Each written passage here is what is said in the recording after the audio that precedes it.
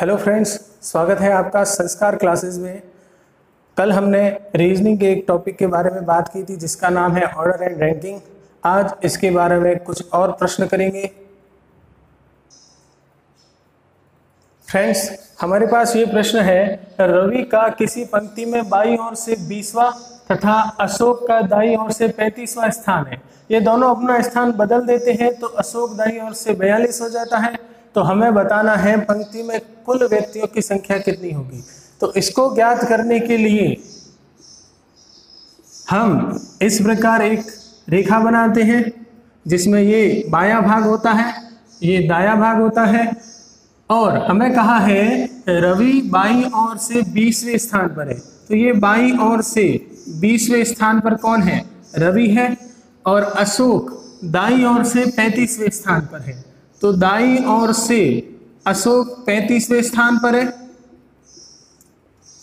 अब हमें पता है कि यहां लिखा है दोनों अपना स्थान बदल देते हैं, तो अशोक यहां आ जाता है और रवि यहां आ जाता है। तो हमें कहा है अशोक दाईं ओर से 42 हो जाता है।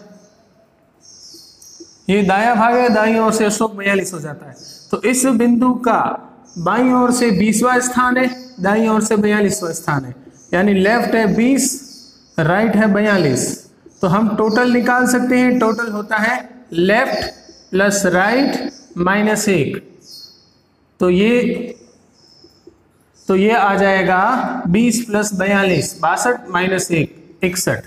तो इस प्रकार इसका उत्तर आ जाएगा 61। तो दोस्तों, देखा आपने इस प्रश्न को किस प्रकार हल करते हैं। इसको हल करने की एक छोटी सी विधि है, उसके आधार पर आप इसको जल्दी हल कर सकते हैं। हमें पता है लेफ्ट है राइट है। लेफ्ट से रवि है जो 20वें स्थान पर है, और राइट से अशोक है जो 35वें स्थान पर है। अब हमें क्या कहा है, वो अपना स्थान बदलते हैं तो राइट से अशोक हो जाता है 42वें स्थान पर। तो हमें बस इतना करना है, जब भी प्रश्न इस प्रकार का आता है कि दो व्यक्ति है, एक का लेफ्ट से एक का राइट से दिया हुआ हो और दोनों अपना स्थान बदल देते हैं, तो एक व्यक्ति का फिर कोई स्थान दिया हुआ हो, स्थान बदलने के बाद तो आप उस व्यक्ति का नया स्थान लीजिए और दूसरे व्यक्ति का पहला स्थान लीजिए और दोनों को जोड़ के उसमें से एक घटा दीजिए, तो आपका उत्तर आ जाएगा 61। को बस ये करना है कि जिस व्यक्ति का स्थान बदलने के बाद नया स्थान दिया हुआ है उसको लो और दूसरे व्यक्ति का पुराना स्थान लो और दोनों को जोड़ के एक घटा दो, तो इस प्रकार उत्तर प्राप्त हो जाएगा। और हमें ये याद रखना है कि जिस व्यक्ति का 2 स्थान दिया हुआ है वो उसी दिशा से होना चाहिए जिस दिशा से पहला वाला स्थान दिया हुआ हो। तो यहाँ पर अशोक का पहला वाला स्थान दाईं ओर से है और दूसरा वाला स्थान भी दाईं ओर से है। तो इस प्रकार हम इन दोनों को क्रॉस में जोड़कर एक घटा सकते हैं, तो इस प्रकार उत्तर आ जाएगा। फ्रेंड्स, हमारे पास ये प्रश्न है, किसी पंक्ति में राम बाईं ओर से 40वां तथा श्याम दाईं ओर से 25वें स्थान पर है। यदि दोनों अपना स्थान आपस में बदल देते हैं तो राम बाईं ओर से 50वां हो जाता है, तो श्याम का दाईं ओर से नया स्थान बताइए। अब हमें कुल नहीं पूछा है, हमें पूछा है श्याम का दाईं ओर से नया स्थान, यानी बदलने के बाद जो स्थान होगा वो कौन सा होगा, वो ज्ञात करना है। तो सबसे पहले हमने एक रेखा बनाई, इसमें हमने देखा कि राम बाईं ओर से 40 पर है, तो ये हो गया राम बाईं ओर से 40 पर, और श्याम दाईं ओर से 25 है, तो ये श्याम हो गया इधर दाईं ओर से 25। अब हमें कहा है स्थान बदलने पर राम बाईं ओर से 50 हो जाता है, तो हमने ये स्थान बदल दिए। अब राम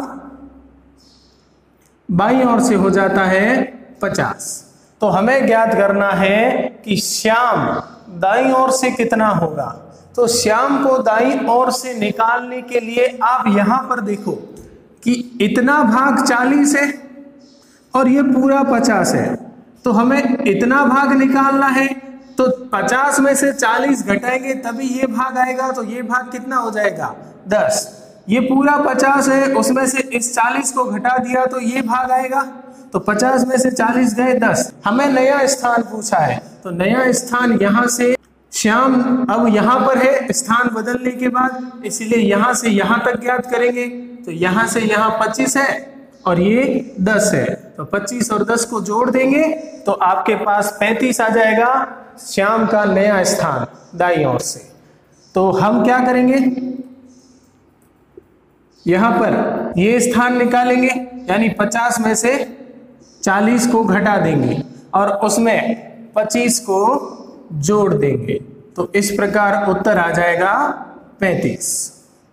आपको बस इतना याद रखना है, जब आपके पास इस प्रकार का प्रश्न आए जहां पर किसी का पुराना स्थान और नया स्थान सेम दिशा से दिया गया हो तथा तीसरे का जो दूसरा व्यक्ति है उसका भी स्थान दिया गया हो दूसरी जगह से, तो हमें अगर नया स्थान पूछा है तो आप बड़े मान में से छोटे मान को घटाएंगे।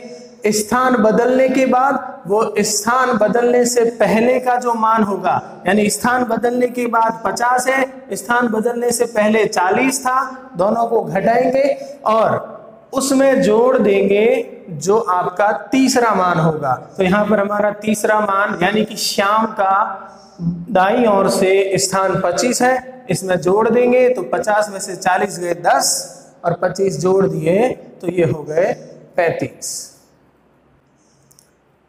फ्रेंड्स, हमारे पास ये प्रश्न है, लड़कों की एक पंक्ति में मोहन बाएं छोर से 20वां है और दाएं छोर से 12वां है। उस पंक्ति में एक प्रताप है जो दाएं छोर से 15वां है, तो मोहन और प्रताप के बीच में कितने लड़के हैं मध्य में, वो हमें ज्ञात करना है। तो उसको ज्ञात करने के लिए सबसे अच्छा तरीका, आप ये रेखा बना लो जिसमें कुल व्यक्ति होंगे। ये दायां भाग हमें कहा है एक पंक्ति में मोहन है, जो ये बायां भाग हमें कहा है एक पंक्ति में मोहन है जो बाएं छोर से 20वां है और दाएं छोर से 12वां है, ये मोहन है। अब आगे कहा है उस पंक्ति में प्रताप दाएं छोर से 15वां है, ये दायां छोर, यहां से प्रताप कितने स्थान पर है, 15 स्थान पर है, यहां आ गया प्रताप। तो यानी कि यहां पर प्रताप है, यहां पर मोहन है, ये 12 है और ये 15 है। अब 12 के बाद 13 आएगा, 14 आएगा, फिर 15 आएगा और हमें पूछा है कि मोहन और प्रताप के मध्य कितने लड़के हैं। तो मोहन यहां पर है, प्रताप यहां पर है, मध्य में कितने लड़के हुए, ये 12 है, तो 13, 14, 15, प्रताप 15 पर है, तो 12 और 15 के बीच में कितने लड़के हो गए, सिर्फ 2 लड़के होंगे। तो इस प्रकार इसका उत्तर आ जाएगा 2। और अगर आप इसको किसी फॉर्मूले की मदद से याद रखना चाहते हैं, आपको बस इतना करना है कि उन दोनों व्यक्तियों का समान दिशा से मान अगर दिया हुआ है तो आपको बड़े मान में से छोटे मान को घटाना है और उसमें से एक और घटाना है। तो 15 में से 12 गए 3, में से 1 गया 2, यानी कि इस स्थिति में भी उत्तर 2 आएगा। तो आप इस संख्या रेखा के आधार पर करें या इस सूत्र के आधार पर, सूत्र में आपको बस इतना याद रखना है कि समान दिशा से दोनों मानों को घटाना है और उसमें से एक और घटाना है। फ्रेंड्स, हमारे पास ये प्रश्न है कि एक पंक्ति में सादिक का सामने से स्थान 14वां तथा जोसेफ का अंत से स्थान 17वां है। सादिक व जोसेफ के बीच में जैन है। यदि सादिक जोसेफ से पहले आता है तथा पंक्ति में कुल 48 व्यक्ति है, तो सादिक व जैन के बीच कितने व्यक्ति है, ये हमें ज्ञात करना है। तो सबसे पहले हम एक पंक्ति बनाते हैं, ऐसे खड़ी पंक्ति, क्योंकि यहाँ हमें शुरुआत और अंत से दिया है। अब हमें क्या कहा है, सादिक सामने से यानी ऊपर से शुरुआत से 14वें स्थान पर है, तो सादिक हो गया यहां पर 14वां स्थान सादिक। हमें कहा है जोसेफ अंत से 17वें स्थान पर है, तो ये अंत से जोसेफ यहां आ जाएगा, जो 17 है जोसेफ। अब हमें कहा है सादिक और जोसेफ के बीचों बीच जैन है, तो बीचों बीच जैन बनाएंगे, पर हमें इसका स्थान पता नहीं कौन सा है, वो हमें ज्ञात करना पड़ेगा। तो यहां हमें दिया हुआ पंक्ति में कुल व्यक्ति 48 है, तो सादिक व जैन के बीच कितने व्यक्ति है ज्ञात करो। हमें ये ज्ञात करना है सादिक व जैन के बीच कितने व्यक्ति होंगे, उसमें सादिक और जैन का स्थान नहीं होगा, वो हमें घटाना पड़ेगा। पर ये दोनों आपस में बराबर है, इन दोनों के बीच में और इन दोनों के बीच में जो संख्या होगी वो आपस में बराबर है, क्योंकि हमें यहाँ दिया है सादिक व जोसेफ के बीचों बीच जैन है, तो जैन इन दोनों के बीचों बीच है, तो यानी कि ये जगह और ये जगह बराबर होगी। तो अब हम किस प्रकार निकालेंगे, तो हमें टोटल दिए गए हैं 48, इस टोटल में से हम सादिक का स्थान और जोसेफ का स्थान घटा देंगे, तो घटाने पर हमारे पास आ जाएगा 48 में से 14 घटाने पर आ जाएगा 34 और 34 में से 17 घटाने पर आ जाएगा 17। तो हमारे पास सादिक और जोसेफ के बीच में सादिक और जोसेफ के बीच में कितने व्यक्ति प्राप्त हो गए, 17 व्यक्ति प्राप्त हो गए। और उसमें से एक ये होगा जैन, जिसका स्थान हमें नहीं चाहिए, तो हम इसको भी यहां से घटा देंगे, तो हमारे पास आ जाएंगे 16। तो सादिक और जोसेफ के बीच आ गए 16, पर हमें पता है कि इन दोनों के बीच में ये स्थान और ये स्थान आपस में बराबर है, ये पूरा 16 है, ये दोनों आपस में बराबर है, तो दोनों कितने के होंगे, दोनों 8 के होंगे, ये भी 8 होगा, ये भी 8 होगा, तभी दोनों का योग 16 होगा और 17वां हो जाएगा जैन। तो इन दोनों के बीच में 17 है, 8 इधर 8 इधर और एक हो जाएगा जैन, तो 8 और 8 16 और 1 17, तो दोनों के बीच में 17 हो गए।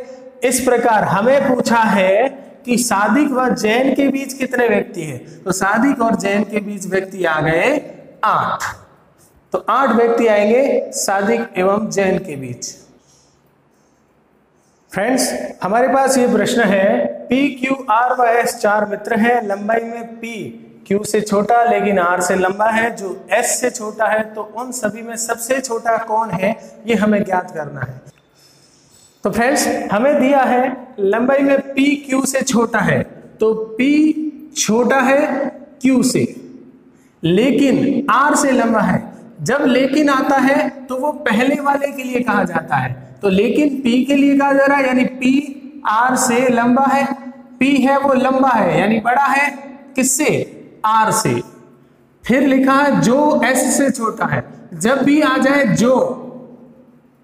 जो आ जाए वो हमेशा बाद वाले के लिए कहा जाता है, यानी R के लिए कहा जा रहा है, तो यानी कि R S से क्या है, छोटा, तो ये R है वो S से क्या है, छोटा है, तो R S से छोटा है, R P से छोटा है, R Q से छोटा है, यानी सबसे छोटा R है। तो हमें पूछा है उन सभी में सबसे छोटा कौन है, तो वो हो जाएगा R। तो इस प्रकार सबसे छोटा प्राप्त हो जाएगा R।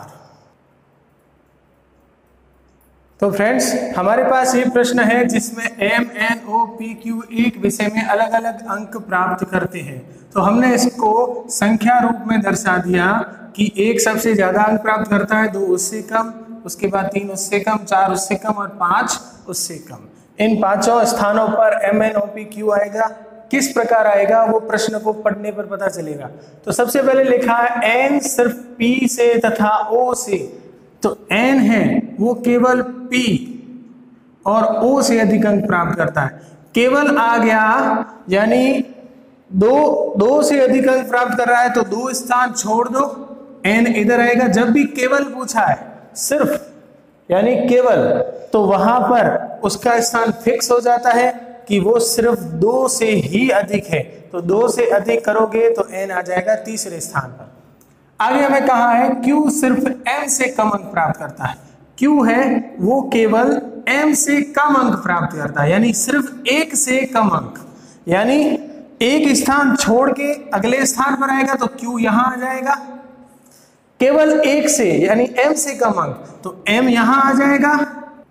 तो देखिए Q सिर्फ m से कम अंक प्राप्त करता है तो Q सिर्फ m से कम अंक प्राप्त करता है, परंतु n से अधिक तो n से अधिक कर रहा है।